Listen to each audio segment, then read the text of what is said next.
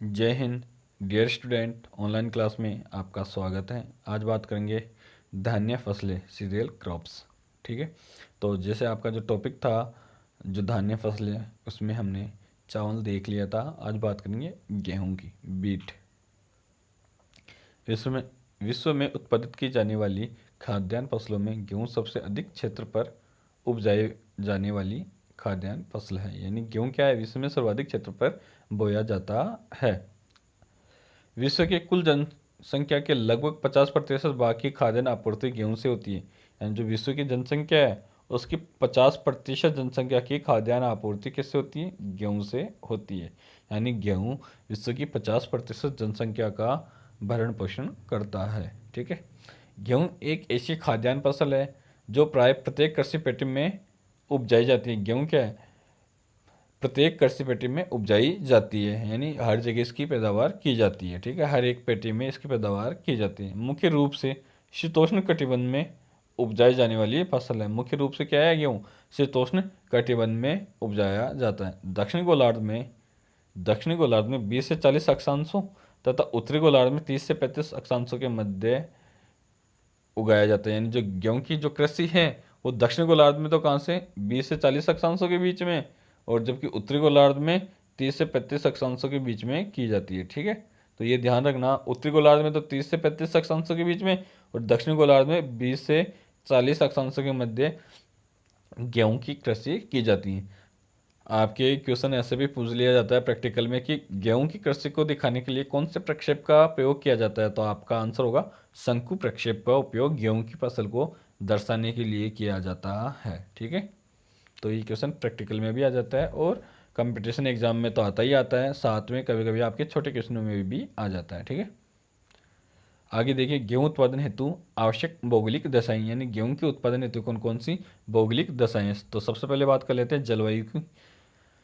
गेहूं मुख्यतः शीतोष्ण जलवायु में पैदा होने वाली खाद्यान्न फसल है। जो गेहूं है, वो कौन सी जलवायु में उत्पादित होती है? शीतोष्ण जलवायु में। ठीक है, गेहूं उत्पादन क्षेत्रों में आर्द्र या अर्धशुष्क जलवायु में पाई जाती है। जो गेहूं की जो फसल है, वो आर्द्र और अर्धशुष्क जलवायु में पाई जाती है, या आर्द्र या अर्धशुष्क जलवायु में उत्पादित होती है। ठीक है, अब सबसे पहले बात करेंगे जो जलवायु टॉपिक था, उसमें जो इसके जो पॉइंट है, उसमें सबसे पहला जो पॉइंट आता है तापमान, टेम्परेचर। खेत में बोते समय, यानी जो खेत में बीज बोते समय 10 डिग्री सेल्सियस तापमान होना चाहिए। यानी जब आप बीज बोगे तब जो तापमान होगा वो कितना होना चाहिए? 10 डिग्री सेल्सियस तापमान की आवश्यकता होती है, या 10 डिग्री सेंटीग्रेड तापमान होना चाहिए। सेंटीग्रेड और सेल्सियस एक ही बात है। ठीक है, प्रारंभिक विकास की अवस्था में 10 डिग्री से 16 डिग्री सेल्सियस तापमान होना चाहिए। जैसे ही बीज बोने के बाद में इसकी जो प्रारंभिक विकास की अवस्था है, जिसमें बीज अंकुरित होता है, उस टाइम पे तापमान कितना होना चाहिए? 10 से 16 डिग्री सेंटीग्रेड। ठीक है, जैसे जैसे गेहूं में अंकुरित बीज पकता जाता है, तापमान में भी क्रमिक वृद्धि होनी चाहिए। बीज पकते समय 20 डिग्री सेल्सियस तापमान होना चाहिए। जैसे बीज पकता है, यानी गेहूं की फसल में जब बीज पड़ जाता है, तो तापमान कितना होना चाहिए? 20 डिग्री सेल्सियस तापमान होना चाहिए। आकाश मेघ रहित, यानी आकाश बिल्कुल साफ होना चाहिए, स्वच्छ होना चाहिए। ठीक है, और धूप युक्त होना चाहिए, यानी धूप पड़नी चाहिए, धूप होनी चाहिए। ठीक है, तो ये जो गेहूं की फसल है, उसको बोते समय 10 डिग्री सेल्सियस तापमान, और जब फसल कटती है यानी बीज पड़ जाता है फसल में, तब 20 डिग्री सेल्सियस तापमान होना चाहिए। आकाश स्वच्छ होना चाहिए और धूप युक्त होना चाहिए। अब बात करते हैं रेनफॉल, वर्षा की। गेहूं के विकास के लिए साधारणतः वर्षा का वार्षिक औसत 30 से 75 सेंटीमीटर तक होना चाहिए। यानी जिन क्षेत्रों में 75 सेंटीमीटर के आसपास वर्षा होती है, वहाँ गेहूं की फसल बिना सिंचाई के ली जाती है। यानी गेहूं की फसल बिना सिंचाई के हो जाती है, जहाँ पे 75 सेंटीमीटर के आसपास वर्षा होती हो। ठीक है, जिन क्षेत्रों में 40 सेंटीमीटर से कम वर्षा वाले, यानी जिन क्षेत्रों में क्या है, 40 सेंटीमीटर से कम वर्षा होती हो, उन क्षेत्रों में सिंचाई की आवश्यकता होती है। ठीक है, 40 सेंटीमीटर से कम वर्षा वाले प्रदेशों में सिंचाई की आवश्यकता होती है। ठीक है, यानी सिंचाई करके गेहूं की फसल का उत्पादन किया जाता है। ठीक है, कहाँ पे? जिन क्षेत्रों में 40 सेंटीमीटर से कम वर्षा होती हो, और जहाँ पे 75 से अधिक या 75 तक वर्षा होती हो, वहाँ पे सिंचाई की आवश्यकता नहीं पड़ती। तो चावल की कृषि के लिए तो 100 सेंटीमीटर से अधिक यानी 200 सेंटीमीटर के आसपास वर्षा हो, वहाँ पे ये फसल ली जाती है। जबकि गेहूं की फसल के लिए 75 सेंटीमीटर वर्षा की आवश्यकता होती है। ठीक है, बीज अंकुरित होते समय वर्षा लाभदायक होती है। जैसे ही बीज अंकुरित होता है तो वर्षा लाभदायक होती है, लेकिन पकते समय होने वाली वर्षा के कारण गेहूं में रतवा, चेपा आदि रोग लग जाते हैं। यानी जब पकते समय, गेहूं जब पक रहा है उस टाइम पे जो वर्षा होगी उस समय क्या है, गेहूं की जो फसल है उसमें रतवा और चेपा रोग लग जाता है, जिसके कारण क्या होते हैं, गेहूं की जो फसल होते हैं वो पीली पड़ जाती है, गल जाती है, पत्ते पीले हो जाते हैं। ये रतवा रोग के कारण होता है, रतवा और चेपा रोग के कारण होता है। ठीक है, तो गेहूं में लगने वाले रोग कौन से हैं? रतवा और चेपा। ठीक है, ये क्वेश्चन कंपटीशन एग्जाम में भी आता है और आपके छोटे क्वेश्चनों में भी पूछ लिया जाता है कि गेहूं की फसल में कौन कौन से रोग लगते हैं। तो आपका आंसर होगा रतवा और चेपा। ठीक है, आगे देखिए, मिट्टी। मिट्टी, सॉइल। गेहूं उत्पादन हेतु मशीन जो गेहूं उत्पादन हेतु महीन काप या चीका प्रदान दोमट मिट्टी अधिक उपयुक्त होती है। यानी गेहूं की जो उत्पादन हेतु कौन सी मिट्टी? महीन काप या चीका प्रदान दोमट मिट्टी अधिक उपयुक्त होती है। कौन सी मिट्टी? महीन काप और चीका प्रदान दोमट मिट्टी, जो नदियों के द्वारा लाई जाती है। ठीक है, लेकिन भारी चीका मिट्टी एवं हल्की रेतीली मिट्टी में भी गेहूं का उत्पादन किया जाता है। यानी जो भारी चिका मिट्टी होती है और हल्की रेतीली मिट्टी होती है, वहाँ पे भी गेहूं का उत्पादन किया जाता है। मध्य अक्षांशों में स्थित घास प्रदेशों की चरनोजम एवं काली मिट्टी गेहूं के उत्पादन हेतु अधिक अनुकूल है।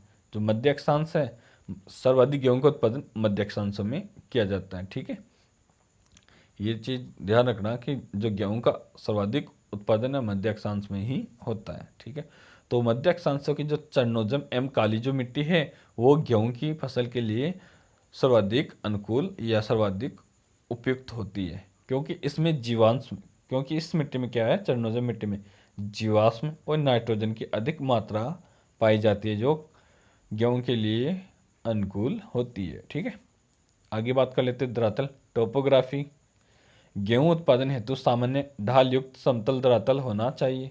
जो गेहूं की फसल है उसके लिए क्या है, सामान्य ढाल युक्त समतल धरातल होना चाहिए, क्योंकि गेहूं की फसल में पानी नहीं बढ़ना चाहिए, इसलिए समतल और ढाल युक्त धरातल होना चाहिए। साथ ही मशीन के जो प्रयोग के लिए समतल धरातल होना चाहिए, क्योंकि जो गेहूं की फसल ली जाती है उसमें अधिकतर मशीनीकरण हो गया है, यानी मशीनों का अधिकतर उपयोग किया जाता है। तो मशीनों का उपयोग समतल धरातल पर ही किया जाता है, इसलिए जो गेहूं की फसल के लिए समतल धरातल होना चाहिए। ठीक है, मशीनीकृत कृषि के कारण आधुनिक समय में निराई, गुड़ाई, कटाई आदि सभी कार्य मशीन द्वारा होने लगा है। अतः इस कारण भी गेहूं का उत्पादन समतल धरातल पर ही हो सकता है। यानी मशीनीकरण के कारण गेहूं का जो निराई, गुड़ाई और कटाई का कार्य समतल धरातल पर ही हो सकता है। ठीक है, तो गेहूं की फसल के लिए समतल धरातल होना चाहिए। ठीक है, चौथा नंबर आता है आपका रासायनिक उर्वरक व खाद का प्रयोग। ठीक है, गेहूं की फसल के लिए क्या है, रासायनिक उर्वरक व खाद का प्रयोग किया जाना चाहिए। जैसे गेहूं की फसल भूमि में से उपजाऊ तत्वों को खींच लेती है। जो गेहूं की फसल है वो क्या करती है, भूमि में से जो उपजाऊ तत्व उनको अधिक मात्रा में खींचती है। अतः मिट्टी को उपजाऊ बनाने हेतु जो मिट्टी है उसमें क्या है, उपजाऊ बनानी होती है, मतलब उसमें उपजाऊ क्षमता विकसित करने के लिए नाइट्रोजन, शोरा, अमोनियम सल्फेट, खली की खाद, गोबर की खाद और हरी खाद का प्रयोग नियमित समय में करते रहना चाहिए। जो ये गेहूं की फसल है वो क्या करती है, अधिक मात्रा में जमीन से उपजाऊ तत्व खींचती है, तो जमीन में उपजाऊ तत्वों की कमी होती है, यानी मिट्टी में उपजाऊ तत्वों की कमी होने लगती है।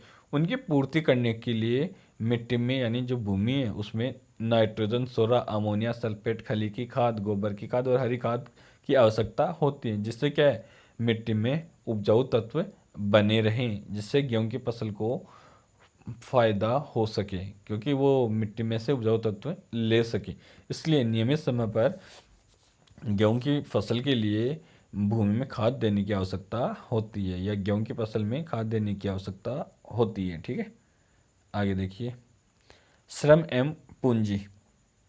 देखो, गेहूं की जो फसल है उसमें अधिक पूंजी की आवश्यकता होती है और श्रम कम चाहिए। वर्तमान समय में श्रम की कम आवश्यकता होती है क्योंकि आधुनिकीकरण हो गया है, मशीनीकरण का अधिक उपयोग हो गया है। इसलिए गेहूं की फसल की जो कटाई, निराई, गुड़ाई सारे काम मशीन के द्वारा कर लिए जाते हैं। इसलिए इसमें श्रम की कम आवश्यकता होती है और पूंजी की अधिक आवश्यकता होती है। ठीक है, देखिए, आधुनिक समय में गेहूं का उत्पादन बड़े बड़े फार्मों, मशीनों, यंत्रों, ट्रैक्टर, जो ट्रैक्टर है आपके, कंबाइन मशीनों आदि के द्वारा किया जाता है।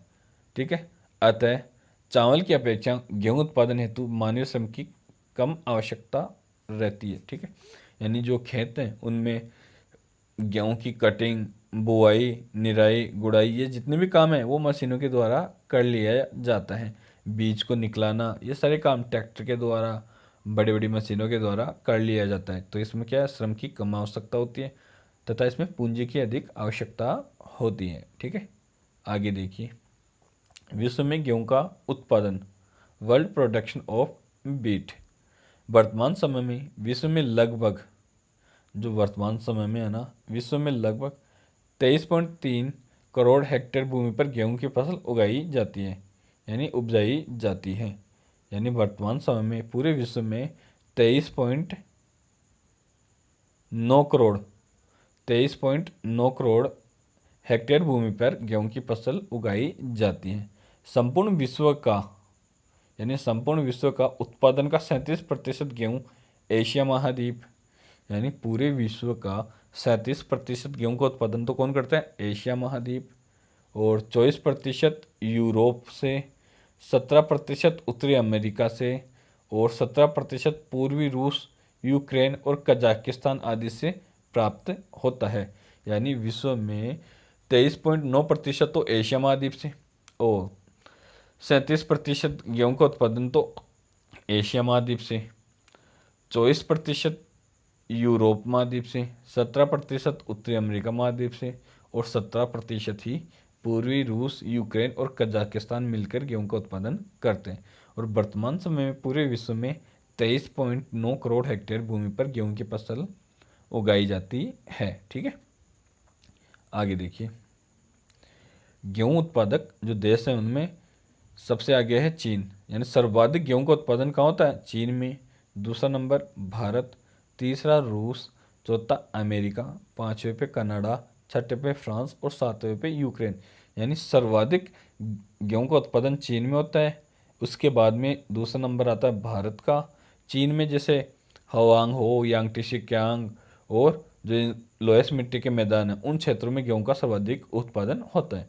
भारत में गंगा नदी का जो मैदानी प्रदेश है, ऊपरी गंगा, मध्य गंगा और निचली गंगा, उन क्षेत्रों में, उत्तरी भारत में, इन क्षेत्रों में क्या होता है, गेहूं का सर्वाधिक उत्पादन होता है। यूपी, बिहार, राजस्थान का कुछ क्षेत्र है, मध्य प्रदेश, पंजाब, हरियाणा, इन क्षेत्रों में गेहूं का उत्पादन सर्वाधिक होता है भारत में। ठीक है, रूस, संयुक्त राज्य अमेरिका, अमेरिका में जैसे कैलिफोर्निया में हो गया, और इसके जो 5 झील के जो महान प्रदेश हैं उन क्षेत्रों में, अलास्का के कुछ क्षेत्रों में गेहूं का सर्वाधिक उत्पादन किया जाता है। कनाडा, फ्रांस, यूक्रेन, तो सबसे अधिक गेहूं चीन में, दूसरे नंबर पे भारत, तीसरा नंबर रूस का आता है गेहूं उत्पादन में, चौथे नंबर पे संयुक्त राज्य अमेरिका, पाँचवें नंबर पे कनाडा, छठे नंबर पे फ्रांस और सातवें नंबर पे यूक्रेन आता है आपका। ठीक है, तो जय हिंद, आज के लिए इतना ही, आगे बात करेंगे नेक्स्ट वीडियो में।